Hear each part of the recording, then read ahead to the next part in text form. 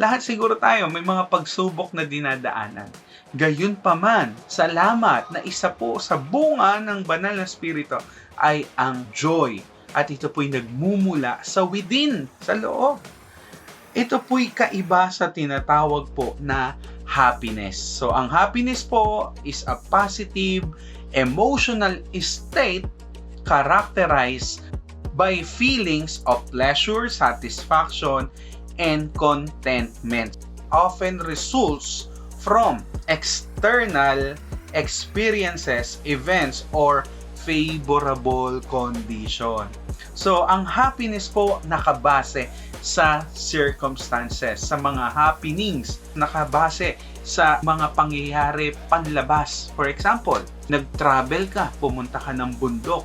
Masaya ka na nasa bundok ka. Pero pag uwi mo, babalik ka na naman sa mga problema mo, di ba?